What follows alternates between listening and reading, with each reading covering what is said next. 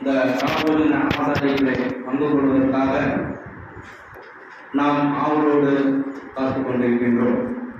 அது மட்டுமின்றி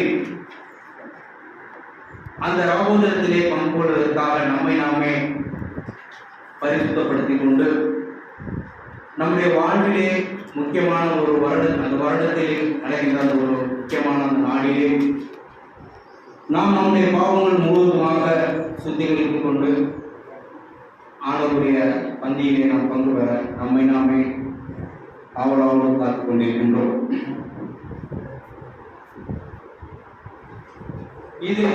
இந்த நிகழ்வு எப்படின்னு பார்த்தோம்னா நம்முடைய கிறிஸ்துவ வாழ்க்கையிலே கிறிஸ்துவ பிள்ளைகள் அனைவருக்குமே ஒரு முக்கியமான ஒரு காலப்பகுதியாக தான் இருக்கின்றது. ஏனென்றால் இன்றைய சூழலில் உலக பார்த்தோமானால் நாம் அனைவருமே ஒரு ஓட்டத்தை நோக்கி ஓடிக்கொண்டிருக்கின்றோம். நம்முடைய குறிக்கோள், நம்முடைய கோல், நம்முடைய ரீச் எங்க அப்படின்னு தெரியாமல் ஓடிக்கொண்டிருக்கின்ற சூழ்நிலையில கிறிஸ்துவ பிள்ளைகளாக நமக்கு நாம் ஓடுகின்ற ஓட்டம் இதற்காகத்தான் என்று நமக்கு தெரிந்திருந்து நாம் அந்த கோலை சென்றடைவதற்காக நாம் ஓடிக்கொண்டிருக்கின்றோம். பொதுவாக பார்த்தோம்னா நம்முடைய வாழ்க்கை என்பது, கிறிஸ்துவ வாழ்க்கை என்பது அந்த நித்திய என்கின்ற அந்த ஒரு ட்ராக்ல நாம் ஓடிக்கொண்டிருக்கின்றோம். அந்த எல்லை கோட்டை நாம் எப்படியாக நாம் ரீச் ஆக முடியும், எப்படியாக ரீச் ஆகிறோம் என்பதில் தான் நாம் அதிலிருந்து அந்த ஓட்டப்பந்தயத்தில் ஜெயிக்குமா இல்லை அல்லது நம்முடைய பந்தயத்தில் நாம் பங்கு பெற்றது முழுமை அடையவில்லையா என்பது நமக்கு தெரியும். நாம் எதுவரையும் ஓட வேண்டும். ஏன்னா நம்ம ஓட்டப்பந்தயத்தில் ஓடுறவங்க ஒருத்தர் தான் பிரைஸ் வாங்க, மிஞ்சி போனால் செகண்ட் அண்ட் தேர்ட். கிறிஸ்துவ வாழ்க்கை என்ற அந்த ட்ராக்ல ஓடுறவங்களுக்கு எத்தனை பேருக்கு பரிசு கிடைக்கும் அப்படின்னு பார்த்தோம்னா அனைவருக்குமே பரிசு கிடைக்கும். அனைவருக்கும் என்பது கிறிஸ்துவ வாழ்க்கையிலே நாம் சென்றடைய வேண்டும் என்று நம்மை நாமே பரிசுத்தப்படுத்தி கொண்டு ஓடுகின்ற பொழுது முதலாவது என்கின்ற அந்த கோல் 1,44,000 பேருக்கு அதுக்கு கிடைக்கின்றது. அதற்கு பிறகு அவர்களுக்கு மட்டும்தானா? ஏன்னா இவ்வளவு பெரிய கூட்டத்திலே அவர்களுக்கு மட்டும்தானா என்றால் இல்லை. திரள் கூட்டம் என்று சொல்லக்கூடிய அந்த 2வது நிலையிலே அநேகருக்கு அந்த வாய்ப்பு கொடுக்கப்படுகின்றது. அப்ப நம்முடைய ஓட்டம் எது வரைக்கும் அப்படி என்று பார்க்கும் பொழுது எபேசியர் 4ஆம் அதிகாரம் 11ஆம் வசனத்தில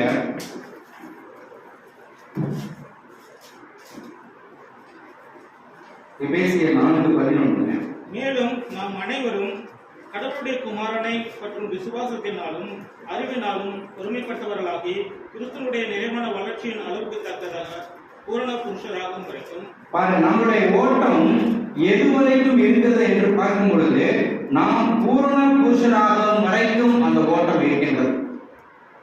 அப்ப பூரண புருஷராகும் வரைக்கும் என்று சொல்லும் பொழுது நாம் எப்பொழுது பூரண புருஷராகும்? அப்ப நம்ம பூர்ண புருஷன் ஆகும் வரைக்கும் என்று சொல்லும் பொழுது ஒரு ஸ்டேஜ், இப்ப ஒரு 30 வயசு ஒருத்தர் திருமண வயது அப்படின்னு பார்த்தோம்னா 30 வயசுல கல்யாணம் ஆகும். அப்போ ஒரு 30 வயசுல கல்யாணம் ஆயிரும் அப்படின்னு சொல்றப்போ 30 வயசு வரணும் அப்படின்னு நம்ம பரிசுத்தமா இருக்கணும். அப்போ புருஷனாகும் வரைக்கும் என்று அந்த விவேசில சொல்லப்பட்ட ஒரு காரியம் எதை குறித்து பார்க்கும் பொழுது நம்முடைய ஆண்டவராகிய நம்முடைய மரணம் எது வரைக்குமோ, நமக்காக கடவுள் நியமித்திருக்கின்ற அந்த கடைசி நாள் எது வரைக்குமோ, அல்லது நாம் வாழ்ந்து கொண்டிருக்கின்ற அந்த சூழ்நிலையிலே ஆண்டவராகிய இயேசு கிறிஸ்து 2ஆம் வருகை எது வரையிலுமோ, இது எது முன்பதாக நடக்குதோ அந்த எல்லைக்கோடு தான் நாம் அது வரைக்கும் நாம் பூர்ண புருஷராக இருக்க வேண்டும் என்றாக பார்க்கிறோம். அப்ப அது வரைக்கும் அப்படின்னா நம்முடைய வாழ்க்கை முழுவதுமாக இறுதி நாள் வரையிலும் நம்மை நாமே கிறிஸ்துவுக்குள்ளாக பரிசுத்தப்படுத்தி கொண்டு ஓடுகின்ற ஓட்டம் தான் அந்த கடைசி ஓட்டம், கடைசி எல்லை என்பதாக நாங்கள் பார்க்கின்றோம். அப்ப நாம் ஓடுகின்ற இந்த ஓட்டம் அந்த முதல் பரிசு என்பது மட்டுமல்லாமல், ஏனென்றால் நாம் முதல் பரிசை ஓட வேண்டும் என்று நினைத்து நம்ம ஓடுகிறோமானால் நாம் அது மட்டும்தான் இருக்கும். நம்முடைய ஓட்டம், நம்முடைய பாதை எப்படி இருக்கின்றது தெரியாது. ஏன்னா அந்த இலக்கை அடைய வேண்டும் என்றால் இந்த வேதத்தில் சொல்லப்பட்டிருக்கின்றது மிக குறுகலான பாதை. அந்த மிக குறுகலான கரடு முரடங்கள், இந்த உலகத்திலே கரடு முரடங்கள் நிறைந்த நாம் ஓடும் பொழுது நிறைய தடங்கல்கள் இருக்கும். நாம் ஓடுகிற ஓட்டம் வேகமாக இருக்கலாம், போயிடணும் அப்படின்னு சொல்றப்போ அந்த ஒரு நிதானம் இல்லாமல் ஓடும் பொழுது நாம் ஒரு நிலையிலே நாம் கீழே விடுவதற்கான வாய்ப்புகள் இருக்கின்றது. ஆதலால் நமக்கு கொடுக்கப்பட்ட அந்த எல்லை கோட்டு வரையிலுமே நிதானத்தோடு நிலையான இடத்தை அடைவதற்காக இயேசுவின் சாயலுக்கு நம்மை அங்கே ஒப்பு கொடுத்திருக்கிறார் கடவுள்.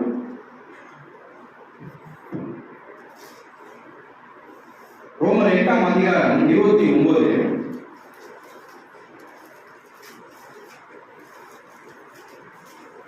ரோமர் 8:29. நம்முடைய குமாரன் அநேக சகோதரர்களுக்குள்ளே முதற் பேராய் இருக்கும் பொருட்டு கடவுள் எவர்களை முன்னறிந்தாரோ அவருடைய குமாரன் அநேக சகோதரர்களுக்குள்ளே முதற் பேராய் இருக்கும் பொருட்டு கடவுள் எவரை முன்னறிந்தாரோ அவர்களை நமது குமாரனுடைய சாயலுக்கு ஒப்பாய் இருப்பதற்கு முன்குறித்திருக்கிறார். பாருங்க, அவர்களை நம்முடைய ஆண்டவராகிய இயேசு கிறிஸ்துவின் சாயலுக்கு ஒப்பாக இருப்பதற்கு முன்குறித்திருக்கிறார் என்று சொல்வதாக நாம் பார்க்கிறோம். அப்ப ஆண்டவராகிய இயேசு கிறிஸ்துவின் சாயலை நமக்கு முழுமையாக கொடுத்து அந்த நிதானமான வாழ்க்கையை நிலையாக ஓடுவதற்காக நமக்கு அந்த சந்தர்ப்பத்தை கொடுத்திருக்கின்றார். அப்போ நாம் ஓடுகின்றது ஆண்டவராகிய கடவுள் நமக்கு முன்னமே நம்மை முன்னறிந்திருக்கிறதுனாலே நாம் ஓட வேண்டிய வழி இப்படித்தான் இருக்கணும், இவ்வளவு நிதானத்தோட தான் ஓட வேண்டும் என்று நம்முடைய ஆண்டவராகிய இயேசு கிறிஸ்துவை முன்மாதிரியாக அங்க வைத்து சென்றதாக அங்க பார்க்கின்றோம். அப்ப நம்ம ஆண்டவராகிய இயேசு கிறிஸ்துவின் சாயலோடு இருக்கிறவங்க அவருடைய சாயலிலிருந்து வாழ்கிறோம்னா ஆண்டவராகிய இயேசு கிறிஸ்து எப்படி பரிசுத்தமான வாழ்க்கை வாழ்ந்தாரோ அதுபோல நம்முடைய வாழ்க்கையிலே மிக ஜாக்கிரதையாக ஓடிக்கொண்டிருக்கிறவர்களாக இருக்க வேண்டும்.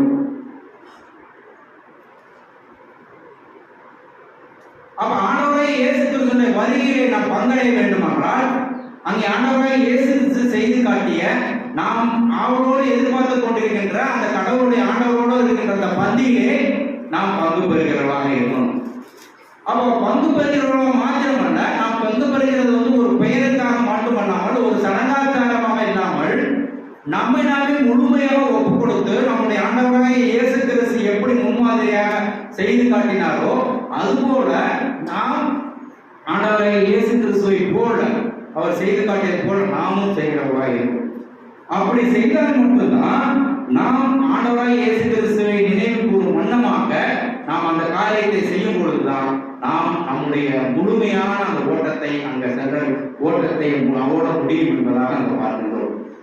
அப்போ ஒவ்வொரு வருடமே நமக்கு ஒரு நாம் சரியாக ஓடுகின்றோமா என்கின்ற ஒரு டெஸ்ட் அங்க வைக்கப்படுகின்றது. அப்ப இந்த டெஸ்ட்ல நம்ம பக்கம் இருந்தோம்னா அந்த ஒரு காலப்பகுதி 40 நாள் என்று சொல்கிறோம். அந்த காலப்பகுதியில் மாத்திரமல்ல, நாம் வாழ்கின்ற ஒவ்வொரு மனிதனுடையுமே நம்ம ஆண்டவராகிய இயேசு கிறிஸ்துவை நினைவு கொண்டு அவரை நினைவு கூறுவனமாக நம்முடைய வாழ்க்கை இருக்க வேண்டும் என்பதாக தான் நாங்கள் பார்க்கின்றோம். அப்ப இப்படி அநேக காரியங்கள் முன்மாதிரியாக ஆண்டவராகிய இயேசு கிறிஸ்து கூட சொல்றப்போ நான் ஒரே ஒரு காரியத்தை எனக்காக கொடுக்கப்பட்ட அந்த ஒரு பகுதியை மட்டுமே நான் இன்றைய நாளிலே நாம் தியானமாக எடுத்துக்கொண்டிருக்கின்றேன். யோவான் 13ஆம் அதிகாரம் 1 முதல் 7 வசனங்களை பார்க்கும் பொழுது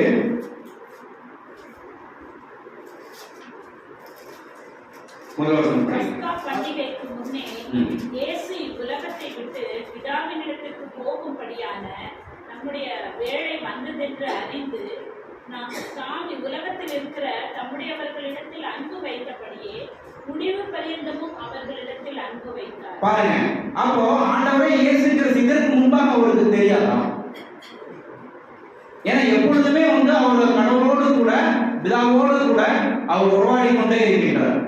அப்போ இங்கு சொல்லும் பொழுது பிதாவிடத்திற்கு போகும்படியான தம்முடைய வேலை வந்தது என்று அறிந்து தாம் இந்த உலகத்திற்கு தம்முடைய அன்பு கூறி வைத்தபடியே முடிவு பரியந்தம் அவருடைய அன்பு வைத்தார் என்பதாக பார்க்கிறோம். அப்போ ஒரு ஸ்டேஜ் வந்துருச்சு என்பது ஆண்டவராகிய இயேசு கிறிஸ்து. அந்த கடைசி கட்டம் வந்துருச்சு. அப்ப அந்த கடைசி கட்டம் முழுமையாக வந்து அடைந்து விட்டது என்று அதை அறிந்து அவருடைய ஆண்டவரோடு கடவுளோடு வல்லமையை அவர் அறிந்து அவர் மரண வரையிலும் முடிவு வரையிலும் அவரிடத்தில் நம்மிடத்தில் அன்பு வைத்ததாக நாங்க பார்க்கின்றோம். அப்பதான் சொல்றாரு, 4ஆம் வசனம் படிங்க, 3ஆம் வசனம். தம்முடைய கையில் பிதா எல்லாவற்றையும் ஒப்புக் கொடுத்தார் என்பதையும் தாம் கடவுளிடத்திலிருந்து வந்ததையும் கடவுளிடத்திற்கு போகிறதையும் இயேசு அறிந்து பாருங்க, அந்த காலகட்டத்திலே முழுமையாக அங்கே ஆண்டவராய் இயேசு கிறிஸ்து ஒரு பாடு, ஒரு சேலஞ்ச், ஒரு டெஸ்ட். ஏன்னா இதுதான் கடைசி. இவ்வளவு நாள் வந்து எல்லா நியாயப்பிரமாணங்கள் எல்லாத்தையுமே அவர் செய்து முடித்தார். இன்னும் இருக்கிற சில நியாயப்பிரமாணங்கள் தீர்க்கணும். ஏன்னா அவரு நியாயப்பிரமாணத்தை நிறைவேற்றவே வந்தேன் என்றாங்க சொல்றாரு. அப்ப முழுமையாக கடவுள் அங்கே அவரை இந்த உலகத்திற்கு அனுப்புவது முழுமையடைய வேண்டும் என்றால் இந்த கடைசி காலப்பகுதி வந்து ஆண்டவராய் இயேசு கிறிஸ்துக்கு முழுமையாக ஒரு சேலஞ்சாக தான் அங்கே இருக்கிறதா பார்க்கின்றோம். ஏனென்றால் சில துளிகள், சில நேரங்கள் அங்கே கடவுளுக்கும் அங்கே ஆண்டவராய் இயேசு கிறிஸ்துக்கும் உள்ள தொடர்பு அங்கே விட்டு போக இருக்கின்றது. அதனால அந்த பரிசுத்தமான வாழ்க்கையில அநேக போராட்டங்கள் ஆண்டவராய் இயேசு கிறிஸ்துக்கு இருக்கு. அப்பதான் அது சொல்றாரு, அதுல முன்னமே எழுந்துட்டு தேவனத்தை போகிறதை அறிந்து என்ன செய்யறாரு பாருங்க, போஜனத்தை விட்டு எழுந்து வஸ்திரங்களை கலற்றி வைத்து ஒரு சீலையை எடுத்து அறையிலே கட்டிக்கொண்டு பின்பு பாத்திரத்தில் தண்ணீர் வார்த்து சீசருடைய கால்களை கழுவவும் தாம் கட்டிக்கொண்டிருந்த சீலையினால் துடைக்கவும் தொடங்கினார். பாருங்க, இங்க சொல்லப்பட்ட 2 வசனத்துல சொல்லப்பட்ட காரியம் பாருங்க. ஆண்டவராய் இயேசு கிறிஸ்து அவர் கடவுளுடைய பரிசுத்த வல்லமையிலே வலது பாரசத்திலே வீட்டிருக்க போகின்றவர். அவ்வளவு உன்னதமான ஒரு மனிதர். அவர் செய்த ஒரு காரியம் பாருங்க, அவர் போஜனத்தை விட்டு எழுந்து அப்படின்னா அங்கே கீழே அவங்க உட்கார்ந்து பண்ணல. அவர் எங்க உட்கார்ந்து இருக்கிறார், போஜனம் பண்ணுகிறார் என்று பார்க்கும் இதற்கு முன்பாக, இந்த 7 நாட்களுக்கு முன்பாக நடக்கின்ற அந்த போஜன பந்தியிலே அவர் மேல் வீட்டு அறையிலே அங்கே மேஜையின் மீது தான் அங்கே பந்திகள் பரமாறப்படுகிறது. அப்போ அவர் அந்த மேஜையில் இருந்து எழுந்து போஜனத்தை விட்டு எழுந்து தம்முடைய வஸ்திரங்களை கழட்டி வைத்தார். அவருடைய மேலாடையை கழட்டி வைத்திருக்கார். அப்ப அவர் மேலாடையை கழட்டி வைத்தார் என்று பார்க்கும் பொழுது அவரிடம் உள்ள உன்னதவன் முழுமையாக அவர் கீழே அவர் இருக்கின்ற அந்த தகுதிகள் முழுமையாகவே அவர் அகற்றிவிட்டு வஸ்திரங்களை கழட்டி வைத்து ஒரு சீலையை எடுத்து அறையிலே கட்டுக்கொண்டு பின்பு பாத்திரத்திலே தண்ணீர் வார்த்து சீசருடைய கால்களை கழுவ தொடங்கி அதிலிருந்து அவருடைய சீலையிலே அவர்கள் கால்களை புடைக்கவும் தொடங்கினதாக அங்க பார்க்கிறோம். அப்ப கடவுளுடைய வல்லமையிலே வலது வாசலை வீட்டிருக்க போகிற நம்முடைய ஆண்டவரே இயேசு கிறிஸ்து நம்முடைய மீட்பர், அவருடைய ஒரே சொந்த குமாரர். இந்த காரியத்தை அந்த சீசர்களுக்கு செய்கின்றார். அவர் மேல் வஸ்திரத்தை கழட்டிட்டார்.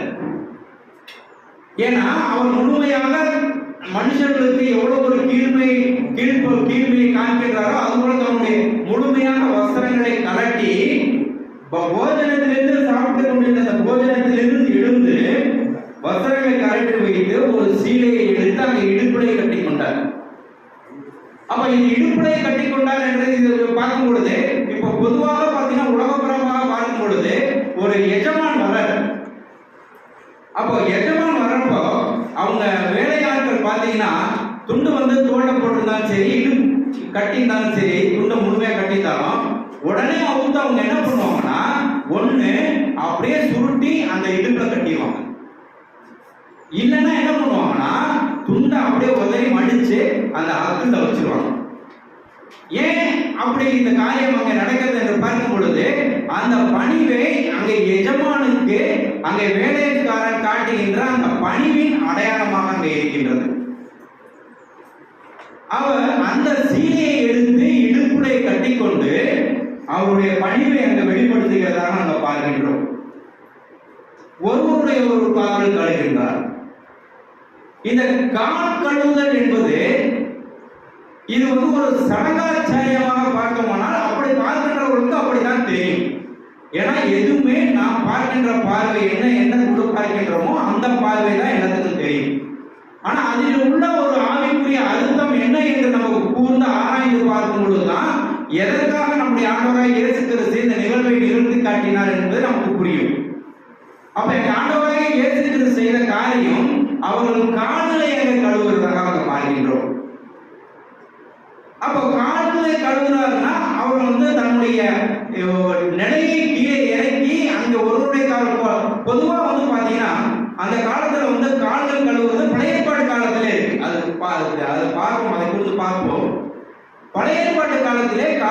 கழுவுகின்ற ஒரு வழக்கம் இருக்கின்றது. ஏன்னா அவர்கள் வந்து பாத்தீங்கன்னா அங்க பாதரட்சையை அணிந்து வர மாட்டார்கள்.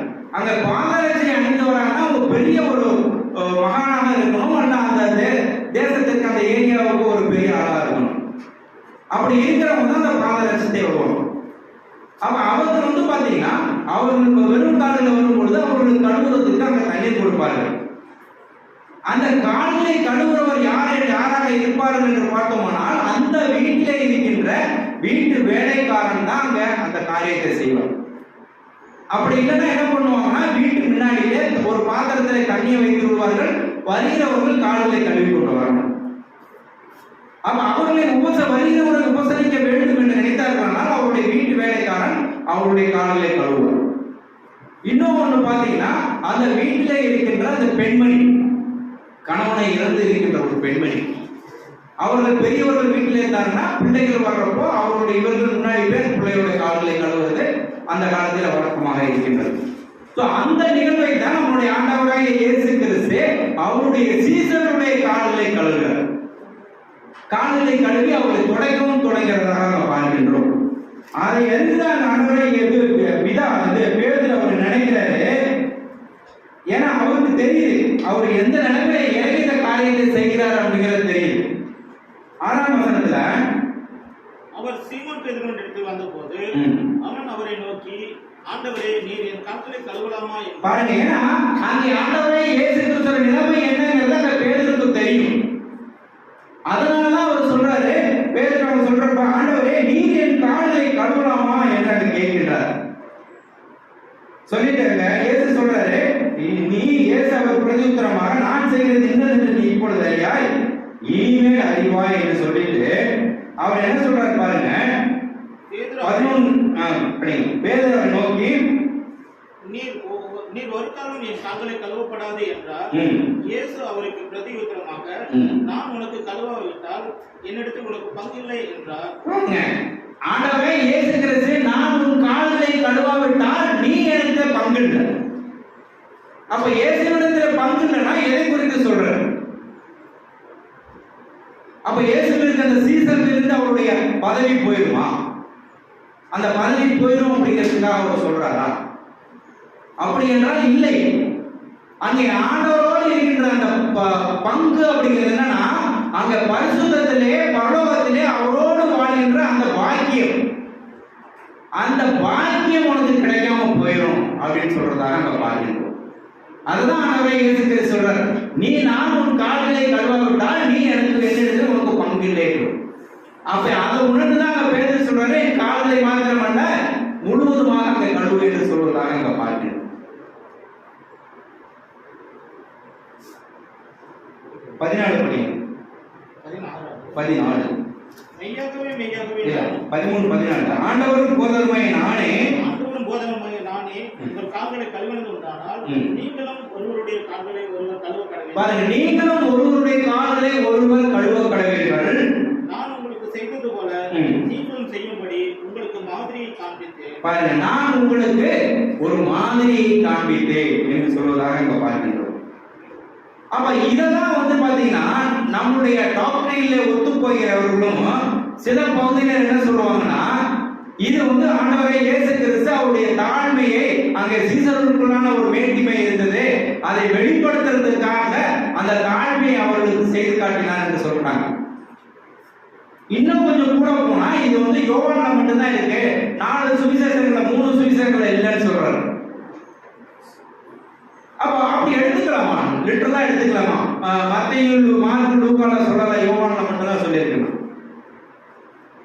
அப்போ அப்படி அதை ஒத்துக்கிட்டோம்னா நம்முடைய ஆண்டவராகிய இயேசு கிறிஸ்து முதலாவது செய்கின்ற அற்புதம் என்ன?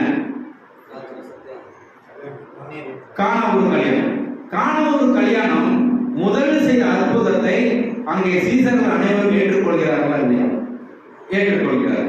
அப்போ அந்த கானாவூர் கல்யாணத்தில் நடந்த அதிசயம் எத்தனை சுவிசேஷங்களை சொல்லப்பட்டிருக்கிறது? யோவான்ல மட்டும்தான் சொல்லப்படுகிறது. அப்போ யோவான்ல மட்டும் சொல்லப்பட்ட அந்த கானாவூர் கல்யாணம் முதல் அற்புதத்தை ஏற்றுக்கொள்கின்ற நாம் அனைவரும் ஏன் யோவான்ல மட்டும் சொல்லப்பட்ட அந்த மாதிரி ஆண்டவரே இயேசு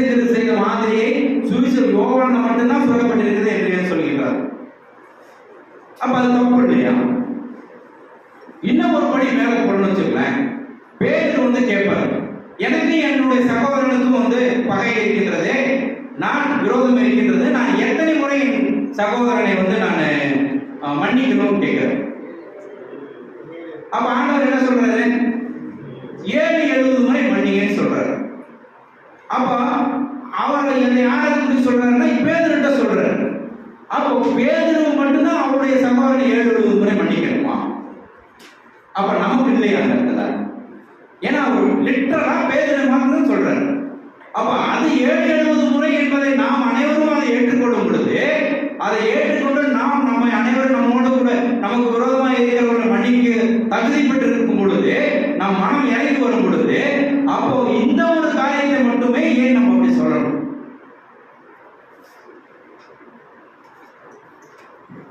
அங்க பேர் சொல்லும் பொழுது வந்து பாத்தீங்கன்னா, இது மட்டுமல்ல, ஆண்டவராகிய இயேசு கிறிஸ்து மட்டும் நான் இதை என்னுடைய முன்மாதிரியாக சொல்லி வைத்திருக்கிறேன், அதை நீங்க செய்யுன்னு சொல்லாம பேதுரு சில சொன்ன காரியங்களை நம்ம செய்கிறோமா இல்லையா என்பதை பார்ப்போம்.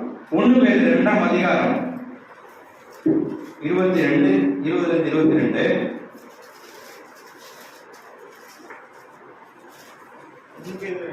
1 பேதுரு 2ஆம் அதிகாரம் 20-22.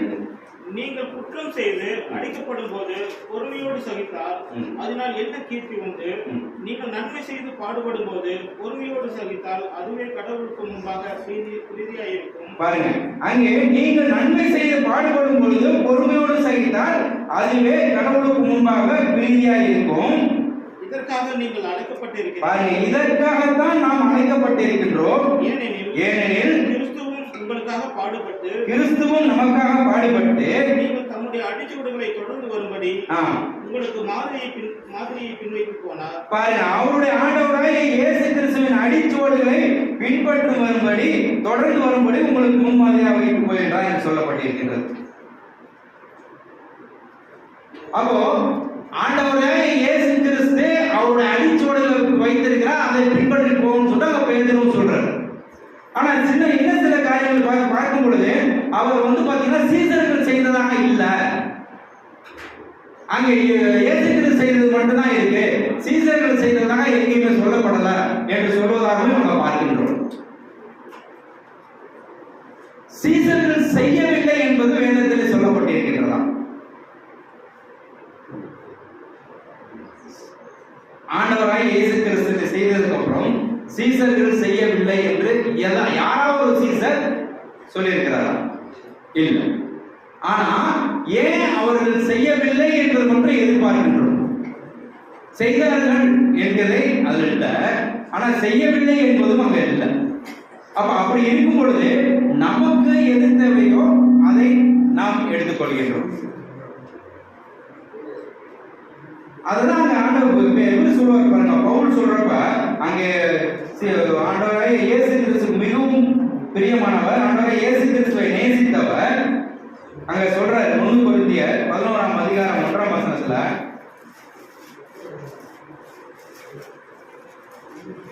நான் கிறிஸ்துவை பின்பற்றுகிறது போல நீங்கள் என்னை பின்பற்றுவர்களாய் இருங்கன்னு சொல்றாரு.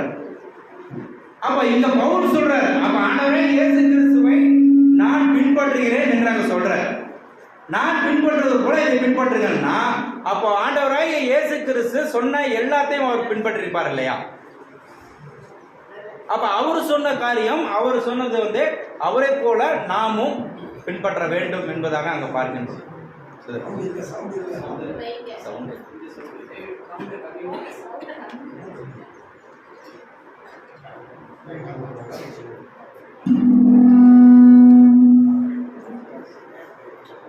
அதை ஆஃப் பண்ணிருக்கேன்.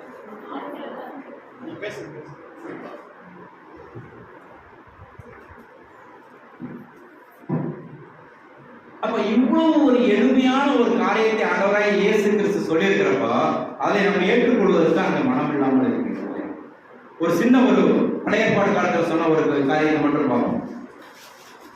அங்கே சீரியா தேசத்து படை தளபதி வந்து நாமான் வந்து அவர் ஒரு குஷ்டரோகத்தில் பாதிப்பு தோல்வியாதியில் வந்து அவர் இருக்கிறார். அப்ப அவர் வந்து அவருடைய தோல்வியாதிக்கு வந்து ஒரு மருந்தே இல்லை, அவர் வந்து குணமடைய முடியல. அப்படிங்கிறப்போ அப்ப இஸ்ரேல் தேசத்து ஒரு பெண்மணி, வேலைக்காரி பெண்மணி அந்த அவர்களுடைய நாகமானுடைய நாச்சியார் சொல்றாங்க, நீங்க போய் சமாரியாவில் இருக்கிற தீர்க்கதரிசியில போய் போனீங்கன்னா இவருக்கு வந்து ஒரு சுகம் கிடைக்கும் அப்படின்னு சொல்றாங்க, ஒரு சிறு பெண்.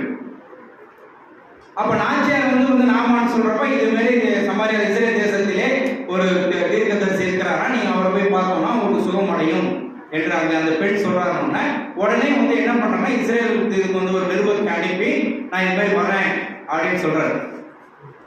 சொல்லிட்டு அவர் வந்து அங்க போறாரு. போறப்ப வந்து என்ன பண்றாருன்னா அவருக்கே தெரியல எப்படி குணம் பண்ண முடியும். ஏன்னா அவ்வளவு பெரிய ஆளு அவருக்கு சுகப்படுத்துறேன்னா எவ்வளவோ பிரச்சனைகள் வரும். அதெல்லாமே உங்களுக்கு ஒரு பயம் வருது. அப்பதான் வந்து அவங்க கேட்கிறப்போ அவர் வந்து யாருன்னா எலிசாவை தான் பிடிக்கிறாங்க. அப்ப எலிசாவை கொண்டு வரப்ப இது மாதிரி அவர் வர்றாரு, அவரை வந்து எப்படி குணப்படுத்தணும், நீர் தான் செய்யணும் அப்படின்னு சொல்லி ராஜா சொன்னதுக்கு அப்புறம் அவர் என்ன சொல்றாருன்னா, எலிசாவை வந்து நாகமானை எலிசா பார்க்க விரும்பணும். அவர் நீ போய் யோர்தான் நதியில 7 முறை குளி அப்படின்னு சொல்லிடுறாரு. அப்பதான் நாகமான் சொல்றாரு, இது தமஸ்குல வந்து ஆப்னாவும் பர்வானும் பெரிய நதி இருக்கிறது, அந்த நதியை காட்டிலும் இங்க இருக்கிற யோர்தான் நதி பெரிய நதியா? அப்ப நாங்க எத்தனையோ தடவை குளிச்சிருக்காங்க, எனக்கு ஒண்ணுமே ஆகல, இங்க இருக்கிற யோர்தான் நதி எனக்கு குளிக்கிறதுக்கு என்னை இவ்வளவு அசிங்கப்படுத்த சொல்ற மாதிரி அவரு ஃபீல் பண்றோம். அப்பதான் அவருடைய படத்துல சொல்றாரு, நீ ஒரு பெரிய காரியத்தை சொல்லியிருந்தா நீ செஞ்சிருப்பீங்க, அப்ப வந்து ஒரு சிறிய காரியத்தை தானே சொல்றாரு, போய் குளினா இதை செய்து பாருங்களே அப்படின்னு அவர் சொன்னதுக்கு அப்புறம் தான் அவர் போய் குளித்து முழுமையாக அங்க சுகமடைந்ததாக பார்க்கணும். அப்ப ஒரு பெரிய காரியத்தை ஆண்டவராக இயேசு கிறிஸ்து சொல்லியிருந்தாருன்னா செஞ்சிருப்பாங்க. நீ 40 நாள் வந்து உபவாசம் எடுக்கணும், 40 நாள் உபவாசம் எடுக்கணும் அப்படின்னு சொல்லியிருந்தாருன்னா கண்டிப்பா செஞ்சிருப்பாங்க. ஆனா அவர் அதெல்லாம் ஒண்ணும் சொல்லல. அவர் சொல்றது வந்து நான் செய்து காட்டிய முறைப்படி நீங்க செய்யுங்கள் என்று ஒரு எளிமையான காரியத்தை சொல்லும் பொழுது அதை நாம் மறுக்கிறவர்களாக இருக்கிறதாக அங்க பார்க்கின்றோம். அதே போல பார்த்தீங்கன்னா ஆண்டவரே இயேசு கிறிஸ்து ஞானஸ்தானம் கொடுங்கள் என்று எங்கேயுமே சொல்லலாம். சீசர்கிட்ட தான் சொல்றாரு, இயேசு கிறிஸ்து ஞானஸ்தானம் கொடுத்ததா இல்லை, சீசர்கிட்ட தான் போய் ஞானஸ்தானம் கொடுக்குற. அப்ப இயேசு கிறிஸ்து யாருக்கு ஞானஸ்தானம் கொடுக்கல, இல்ல நான் வந்து அங்க கொடுக்க முடியாது அப்படின்னு சொல்றாங்க அப்படின்னு.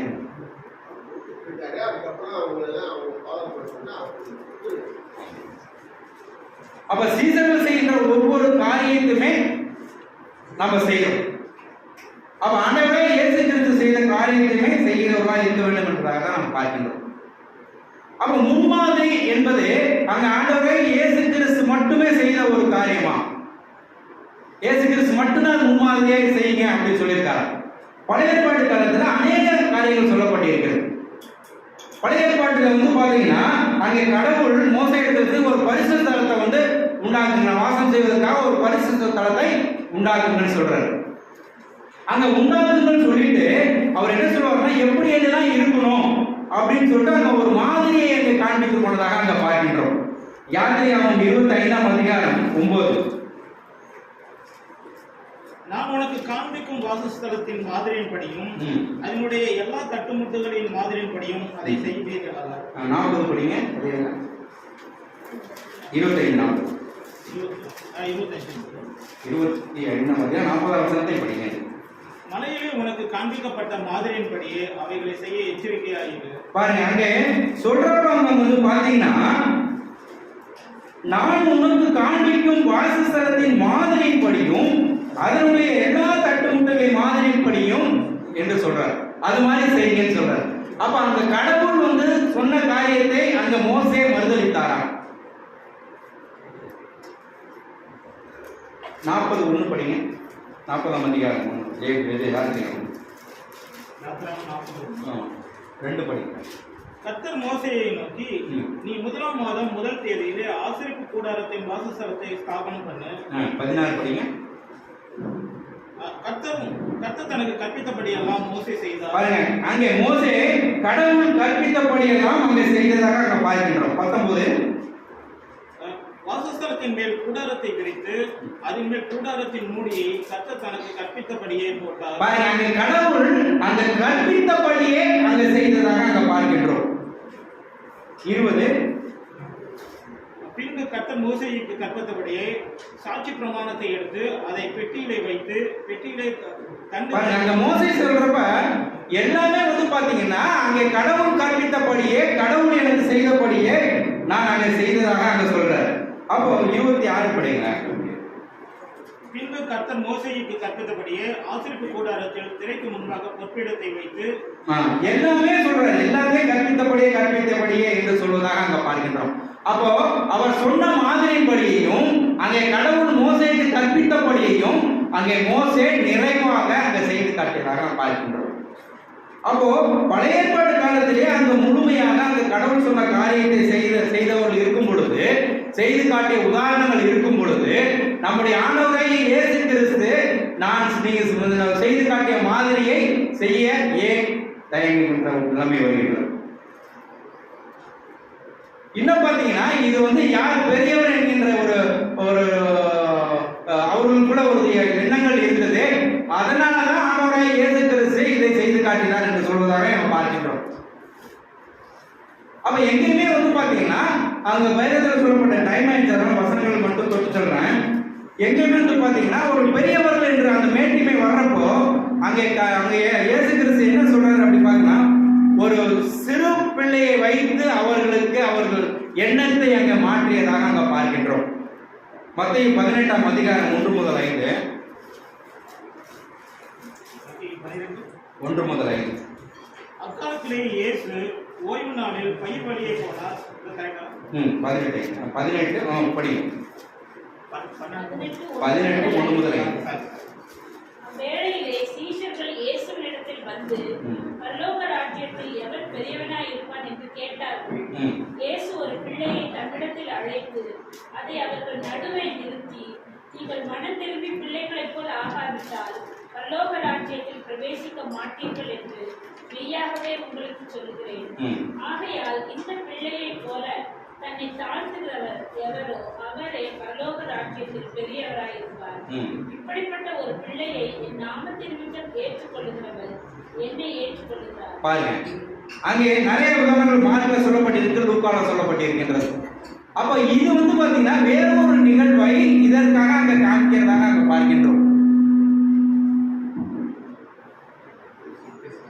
அப்ப இது வந்து அந்த இடத்துல இல்ல, அந்த இடத்துல யார் பெரியவர் அப்படிங்கிற எண்ணங்கள் அந்த இடத்துல இல்ல.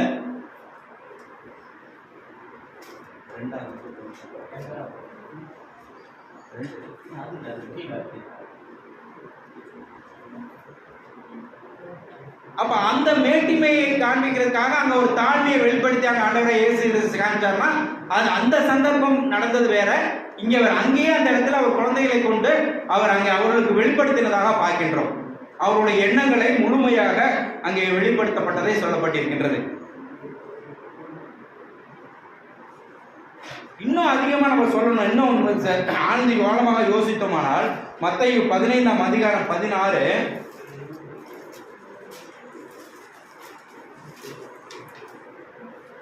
நீங்கள் என்னை தெரிந்து கொள்ளவில்லை, நான் உங்களை தெரிந்து கொண்டேன். நீங்கள் என் நாமத்தினால் பிதாவை கேட்டுக்கொள்வது எதுவோ அதை அவர் உங்களுக்கு கொடுக்கத்தக்கதாக நீங்கள் போய் கனி கொடுக்கும்படி உங்கள் கனி நிலைத்திருக்கும்படி நான் உங்களை ஏற்படுத்தினேன் சொல்றார். அப்போ அங்க சொல்றப்ப வந்து பாத்தீங்கன்னு வச்சுக்கோங்களேன், நாம் பிதாவிலே நிலைத்திருக்குமான வேண்டுமானால் நாம் போய் கனி கொடுக்கணும். நீங்கள் உங்கள் கனி நிலைத்திருக்கும்படியும் நான் உங்களை ஏற்படுத்தினேன் சொல்றார். அப்போ நாம் கனி கொடுக்க வேண்டும் என்றால் எதை அவர் எதிர்பார்க்கிறார்? ஒரு லிட்டரலா ஒரு கனியவா? ஆவியின் கனிகள் கலாத்தியர் சொல்லப்பட்ட பூரா கலாத்தியர் 5ஆம் அதிகாரம் 22 இருந்து 23 பார்த்தீங்கன்னா ஆவியின் கனி என்று சொல்லப்பட்டு 9 காரியத்தை பற்றி அங்க சொல்லுவார். அன்பு, சமாதானம், சந்தோஷம், நீடிய பொறுமை, தயவு, நற்குணம், விசுவாசம், சாந்தம், இச்சையடல். அங்க ஆவியின் கனிகளோ அப்படின்னு சொல்லல, ஆவியின் கனியோ என்றுதான் சொல்லப்பட்டிருக்கும். அப்ப ஆவியின் கனியோனா சாந்தத்தை மட்டும் விட்டுருக்கலாம்ல, சமாதானத்தை மட்டும் விட்டுருக்கலாம்ல. அப்போ இது எல்லாமே இருந்தாதான் ஒரு முழுமை, ஒரு பரிசுத்தம். அததான் அந்த சிம்லூர்ல சொல்லப்பட்டிருக்கிறது. அப்ப இது எல்லாமே நம்மளோட இருக்கணும். அப்ப இது எல்லாமே இல்லைன்னா என்ன நடக்கும்? அந்த கனியை நம்ம கொடுக்கறவங்களா இல்ல, அந்த கனி கொடுக்கறதுல நம்ம நீடித்து இல்லை அப்படின்னா அந்த நிலைமை எப்படி இருக்கும் அப்படிங்கிறத சொல்லப்பட்டிருக்கிறது. மத்தேயு 3ஆம் அதிகாரம் 10ஆம் வசனத்துல,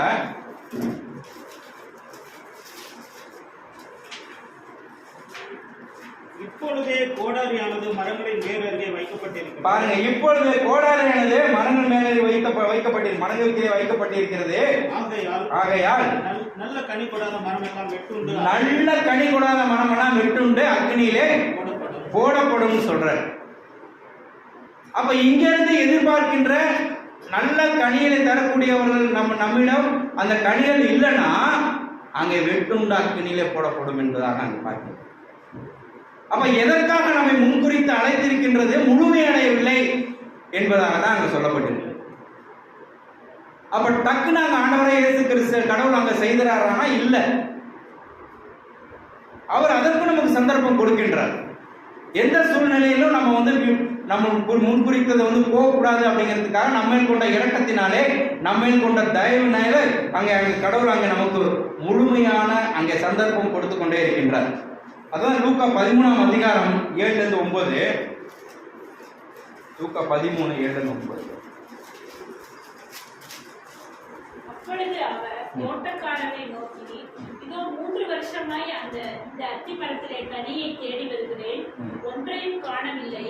இதை வெட்டி போடு, இது நிலத்தையும் ஏன் கெடுக்கிறது என்றார். அதற்கு அவர், ஐயா, இது இந்த வருஷமும் இருக்கட்டும், நான் இதை சுற்றிலும் கொத்தி எருப்போடுவேன். கனி கொடுத்தால் சரி, கொடாவிட்டால் இனிமேல் இதை வெட்டி போடலாம் என்று சொன்னார். பாருங்க, அங்கே தோட்டக்காரர் சொல்றார், அங்க ஆண்டவரே இயேசு கிறிஸ்து நமக்காக அங்கே கடவுளிடம் அங்க பரிந்து பேசுகின்றார். நான் இன்னும் அதுக்கு எதிர்ப்பு போடுறேன், இந்த பிள்ளைகளுக்கு இன்னும் நான் என்னுடைய வார்த்தைகளை நான் தெளிவுபடுத்துறேன், இன்னும் அவர்களுக்கு ஒரு சந்தர்ப்பம் கொடுப்போம். அவர்கள் கடுப்பார்கள், கொடுக்கலன்னா அப்புறம் இரண்டாம் மரணம் பார்த்துக்கலாம். அப்ப சந்தர்ப்பம் மேல சந்தர்ப்பம் நமக்கு அங்க கொடுக்கப்படுகின்றது. அப்போ அந்த கடவுள் எதிர்பார்க்கின்ற அந்த கனியை கொடுக்கிறவர்களா நம்முடைய வாழ்க்கை பரிசுத்தமான அந்த வாழ்க்கையை அந்த கடவுளுக்கு ஒப்படைக்க வேண்டும் என்பதற்காக நமக்கு சந்தர்ப்பத்தின் மேல் சந்தர்ப்பம் அங்க கொடுக்கப்படுகின்றது. அப்ப எல்லாமே பாத்தீங்கன்னா நமக்கு வேதமாக கொடுக்கப்படுகிறப்போ ஆண்டவரே இயேசு கிறிஸ்து செய்து காட்டிய அந்த முன்மாதிரியை ஏன் தயங்க வேண்டும் என்பதாக தான் நம்ம பார்க்கிறோம்.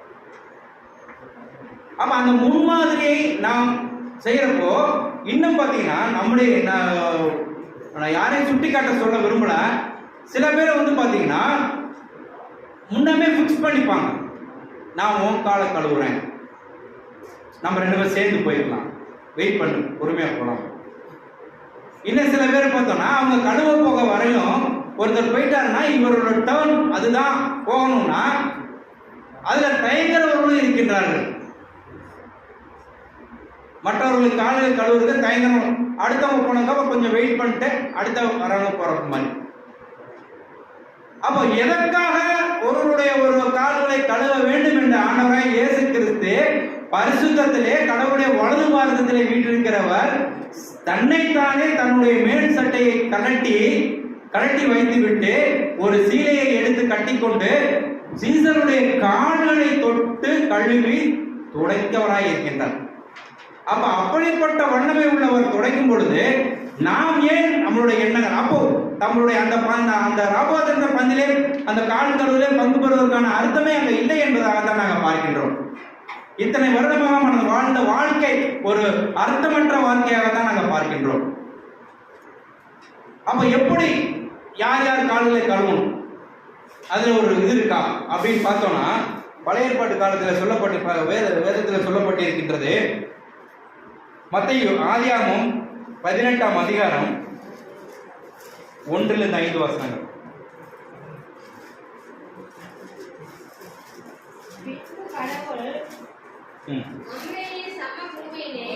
அவருக்கு தரிசனமானார்.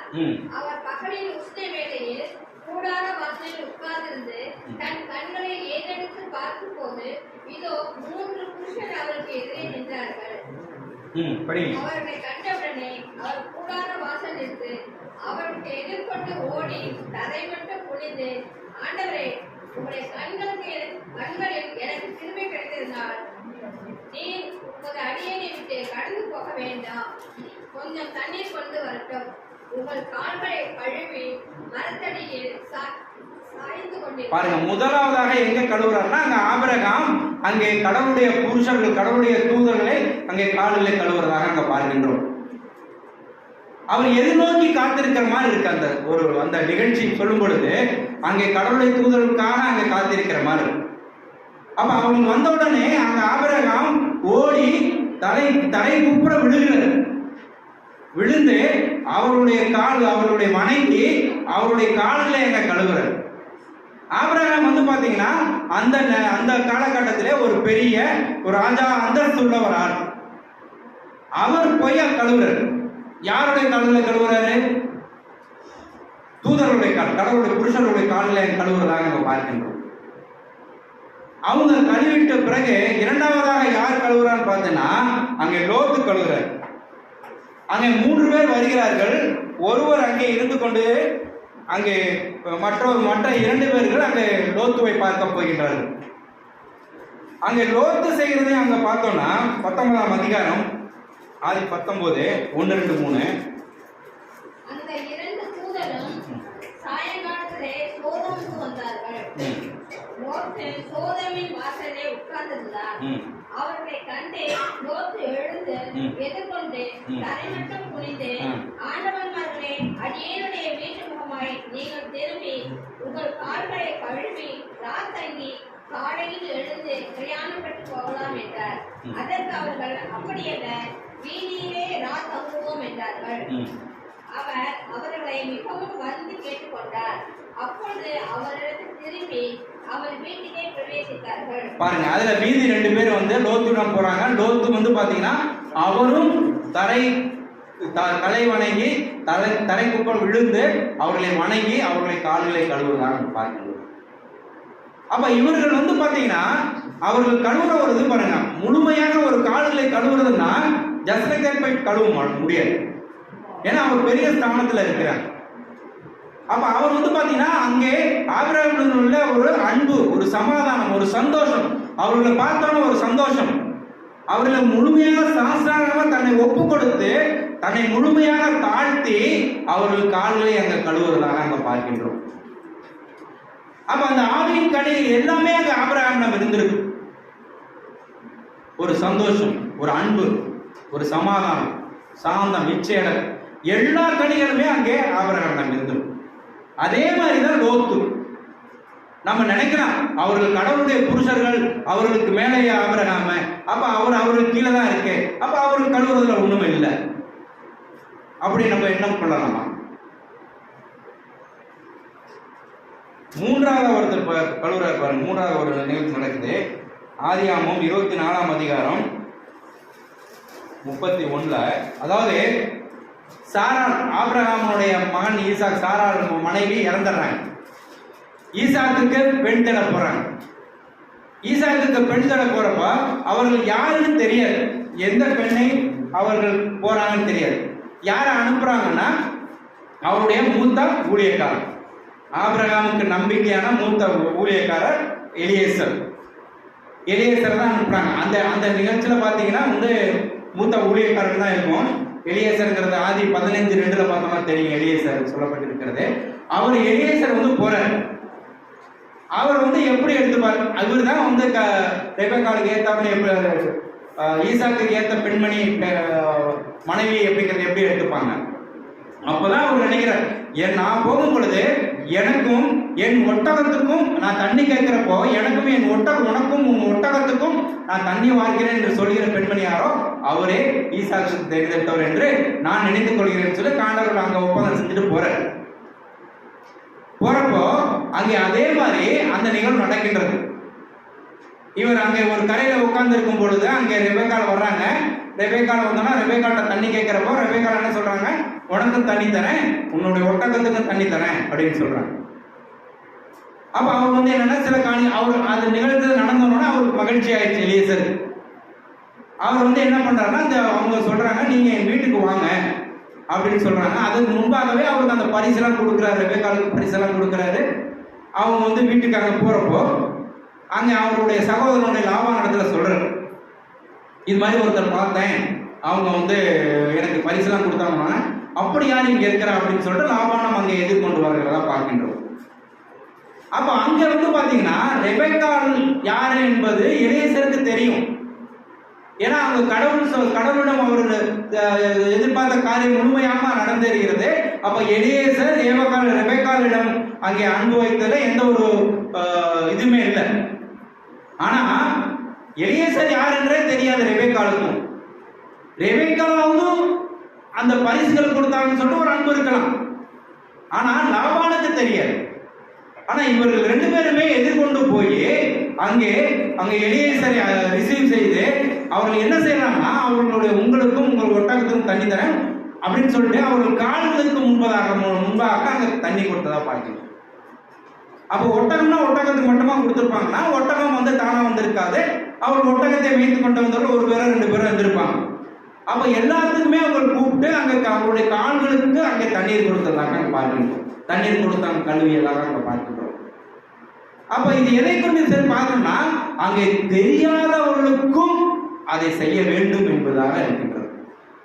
அங்க எப்படி அங்க ஆபிரகாமும் லோத்தும் தெரிந்தவர்கள் தூதர்களுக்கு அவர்கள் கொடுத்தார்களோ அது மட்டும் அல்லாமல் இங்க நிகழ்ச்சி பார்க்கும் பொழுது தெரியாதவர்களுக்கும் அங்கே கால்களை கழுவ வேண்டும், கால்களுக்கு தண்ணீர் அங்க கொடுத்ததாக அங்க பார்க்கின்றோம். அப்ப தெரியாதவர்கள் கொடுத்தாங்கன்னா ஓகே, யாரோ ஒருத்தர் அவர் நமக்கு யாருன்னே அவர் தெரியாது, பெரியவரா சின்னவரான்னு தெரியாது, கொடுத்துட்டோம். ஆனா நமக்கு கண்ணுக்கு தெரிஞ்சே ஒருத்தர் வர என்னால ரொம்ப நாளாவே இவர் வந்து என் மேல ஒரு போட்டியாவே இருக்காரு, இவரு காலை நான் கழுவணும் அப்படின்ற ஒரு நிகழ்வு நம்மளிடம் நடக்கும். அதுவும் அங்க சொல்றாரு பாருங்க, தெரிந்தவர்கள் மாத்திரமா அப்படின்னா தெரியாதவர்களுக்கும் அங்கே பண்ணதாக அங்க பார்க்கின்றோம். அதாவது நம்முடைய நமக்கு தீமை செய்தவர்களுக்கும் அங்கே அவருடைய கால்களுக்கு கழுவுவதற்கு அங்க தண்ணீர் கொடுத்ததா பார்க்கணும். நான்காவதாக எங்கே கால்களை கழுவ சொல்லப்படுகிறது பார்க்கும் பொழுது ஆதியாகமம் 43ஆம் அதிகாரம் 24-30 பார்க்கும் பொழுது அங்கே யோசேப்புக்கு ரூபன் அவர் யாக்கோப்புடைய பிள்ளைகள் எல்லாமே வந்து பாத்தீங்கன்னா அங்கே யாக்கோப்பு வந்து யோசேப்பின் மித்தம் அதிகம் அன்பு கொண்டதுனால அவரை வந்து அந்த குழியில போட்டுட்டு அங்க போயிடறாங்க. கொள்றதுக்கு மனதில்லை, அவருக்கு துரோகம் செஞ்சுட்டாங்க, தீமை செஞ்சுட்டாங்க. ஆனா யோசேப்பு வந்து ஒரு தேசத்துக்கு அதிபதி மாதிரி ஆயிடுறாரு. இவர்கள் பசிக்காக அங்கே வர்றப்போ அவர்கள் வந்து தன்னுடைய சகோதரன் என்று தெரிகிறது. அவருக்கு யோசேப்பை கொலை செய்கின்ற அளவுக்கு அங்கே துணிந்து போனவர்கள், யோசேப்புக்கு தீமை செய்தவர்கள். அவர்களுக்கும் அங்கே யோசேப்பு அங்க பாத்தீங்கன்னா அவர்களை கால்களை கழுவுவதற்கு அங்கே தண்ணீர்களை எங்களை கொடுத்ததாக நம்ம பார்க்கிறோம். 43:24 படிக்கிறோம்.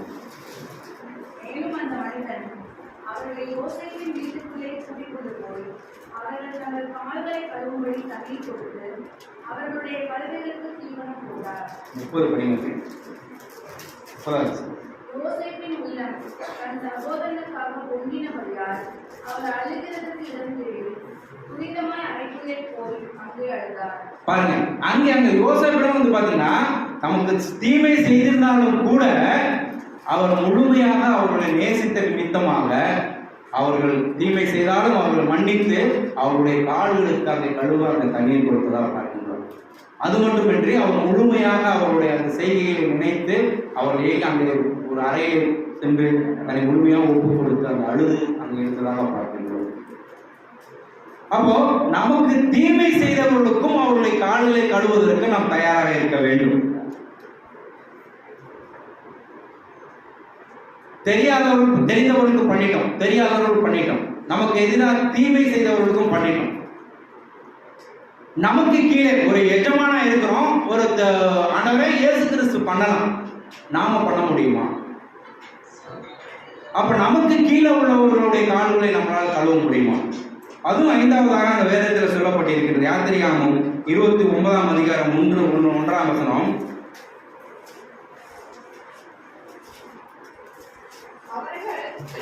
எனக்கு ஆசாரிய ஊழியம் செய்யும்படி அவர்களை பசுத்தப்படுத்த பொருட்டு நீ அவருக்கு செய்ய வேண்டியதாவது ஒரு காளையாவது.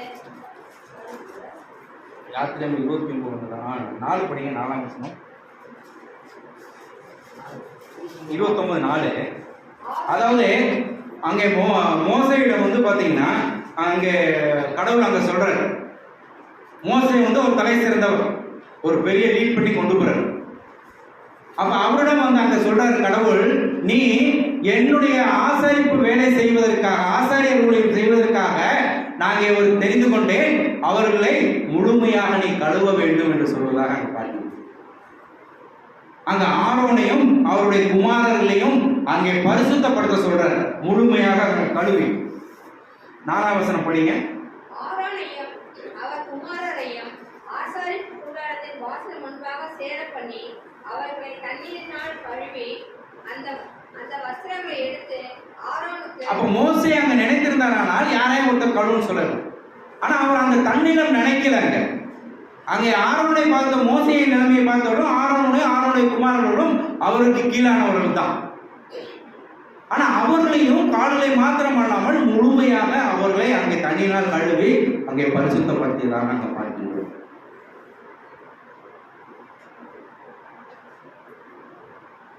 இது எல்லாமே இப்போது வரலும் பார்த்தீங்கன்னா சகோதரர்களை பார்த்துட்டோம். இன்னொன்று சகோதரிகளோட பார்க்கும்பொழுது 1 சாமுவேல் 5:25ஆம் அதிகாரம் 10ஆம் வசனம். அதாவது மாகோனில் என்கின்ற ஒரு தேசத்திலே அங்கே நாபால் என்கின்ற ஒரு மனுஷன் இருந்தார். நம்ம எல்லாமே தெரியும். அபிகேயா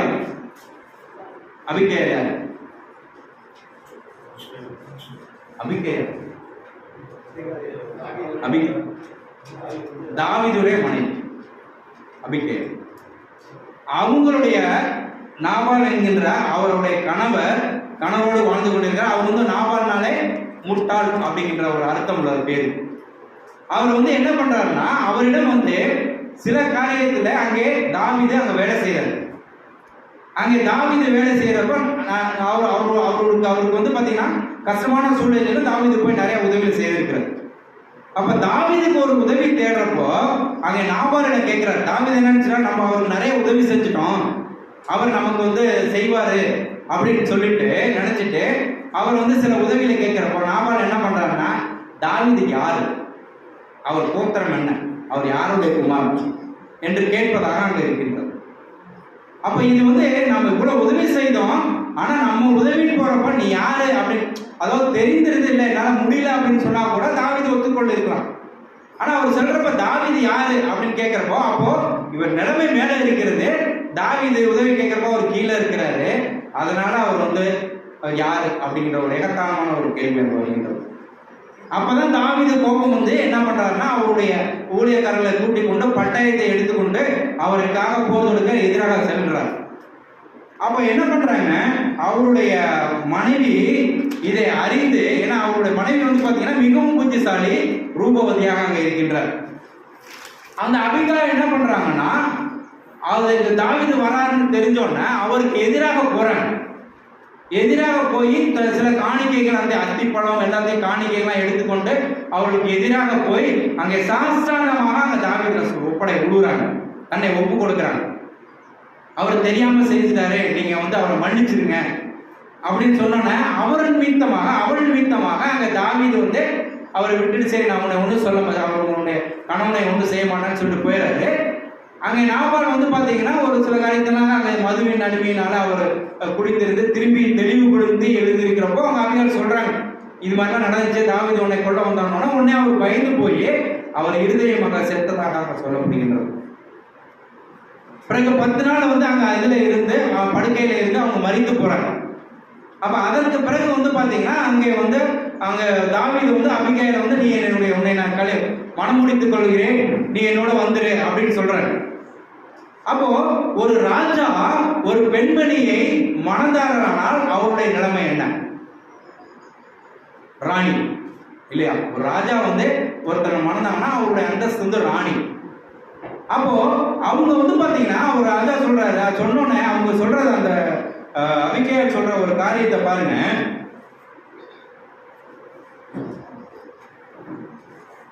ஒன்று சாமுவேல் 25:38. பொழுது விடிந்து நாபாலின் தெளிந்த பின்பு அவன் மனைவி இந்த வர்த்தமானங்களை அவனுக்கு அறிவித்தார். அப்பொழுது 39 நேரம் ஆயிடுச்சு. நாபால் செத்து போனான் என்று தாவீது கேள்விப்பட்ட போது நிந்தையின் வழக்கை நாபாலின் கையில் விசாரித்து தம்முடைய அடியானை பொல்லாப்பு செய்யாதபடிக்கு தடுத்த கர்த்தருக்கு ஸ்தோத்திரம். கர்த்தர் தாமே நாபாலின் பொல்லாப்பை அவன் தலையின் மேல் திரும்ப பண்ணினார் சொல்லி 41 படிங்க. அவள் எழுந்திருந்து தரை மட்டும் முகம் குனிந்து, இதோ நான் என் ஆண்டவருடைய ஊழியக்காரரின் கால்களை கழுவத்தக்க பணிவிடைக்காரியாகிய அவருடைய அடியான் என்றார். பாருங்க, அவங்க என்ன சொல்றாங்க பாருங்க. நீ ராணிங்கிற அந்தஸ்தல்ல உங்களுக்கு அது கொடுத்தோன்னே அவர்கள் சொல்றாரு பாருங்க, நான் உன்னுடைய கால்கள் இல்ல, உன்னுடைய ஊழியக்காரர்களின் கால்களை கழுவத்தக்க பணிவிடைக்காரியாக இருப்பேன்னு சொல்லிட்டு அங்க சொல்றதா நம்ம பார்க்கின்றோம். அப்ப எதிரையுமே ஒரு அந்தஸ்து ஒரு நிலையானது அல்ல. அப்ப நாம் கால் கொள்ளும் பொழுது எந்த ஒரு தெரிந்தவர்களோ, நம்மளோட மேல இருக்கிறவர்களோ, தெரிந்தவர்களோ தெரியாதவர்களோ, இல்ல நமக்கு தீமை செய்தவர்களோ, இல்ல நமக்கு கீழானவர்களோ, இல்ல நம்முடைய அந்தஸ்துல இருந்து இறங்கி கீழே, இது எல்லாமே பாத்தீங்கன்னா பார்க்காம ஒரு கால்கள் யார் என்று அல்ல. அப்ப சீசனும் ஒரு கால்கள் கழுவ கிடையாது. அப்பொழுது நீங்கள் பாக்கியவான்கள் இருப்பீர்கள் என்று சொன்னவர் கடவுள் ஆண்டவர் நம்மை குறித்து இதை நான் உங்களுக்கு முன்மாதிரியாக வைத்து போயிருக்கின்றேன், நீங்கள் அதை செய்யுங்கள் என்று சொல்வதாக நாங்கள் பார்க்கின்றோம். யோவான் 13:17.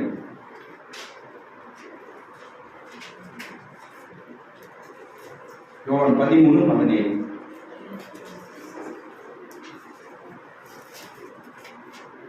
இதை செய்தால் நீங்கள் பாக்கியவான்களாக இருப்பீர்கள் என்று சொல்வதாக அங்க பார்க்கிறோம். அப்ப நம்ம எதற்காக நம்மை முன்குறித்தாரோ, எதற்காக நம்மை தெரிந்தெடுத்துக் கொண்டாரோ, எதற்காக நாம் ஓடிக்கொண்டிருக்கின்றோமோ அந்த சந்தர்ப்பம், அந்த ஒரு நிலை நமக்கு கொடுக்கப்படுகின்றது.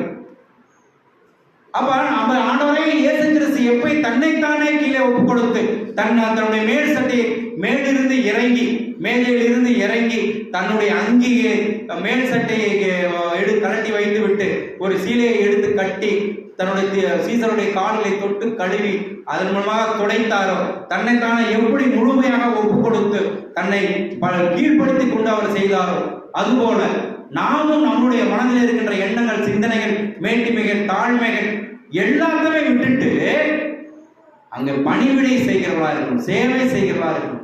தாழ்மையை மாத்திரம் அல்ல, தாழ்மையின் மூலமாக நாம் சேவையும் செய்கிறவர்களா இருக்கும். கடவுளுடைய சேவையும் செய்வதற்கு நாம் தயாராக இருக்கும். அப்போ அந்த ஆவியின் கனிகளை நம்ம பெற்றிருக்கிற நாம் அதை எப்பொழுதுமே நாமே எப்பொழுதும் நம்மை இன்றைய காலப்பகுதியில் மட்டுமல்லாமல் எப்பொழுதுமே நம்முடைய கடவுள் நமக்கு கொடுத்த அந்த கடைசி நாள் வரையிலும் நம்மை நாமே நிதானித்து சோதித்தறிந்து அங்கே கடவுளுடைய வல்லமையினாலே ஆண்டவருடைய இயேசு கிறிஸ்துவின் வழியிலே அவர் செய்து காட்டிய அந்த மாதிரி வழி வாழ கடவுள் கிருபை அளிப்பார். இறுதியாக பார்க்கும் பொழுது பிலிப்பியர் 2:6, பிலிப்பியர் 2:6.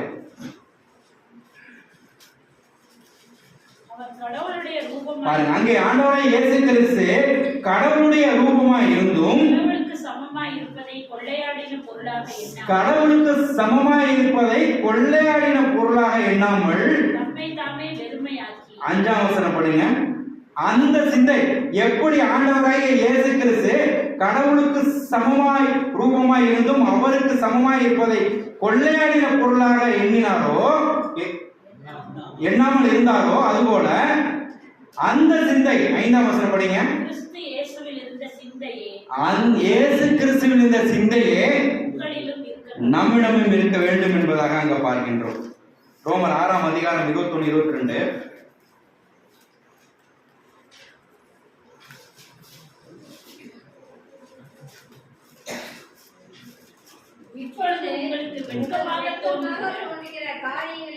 பாருங்க, இப்பொழுது நமக்கு வெட்கமாக தோன்றுகின்ற காரியங்களிலே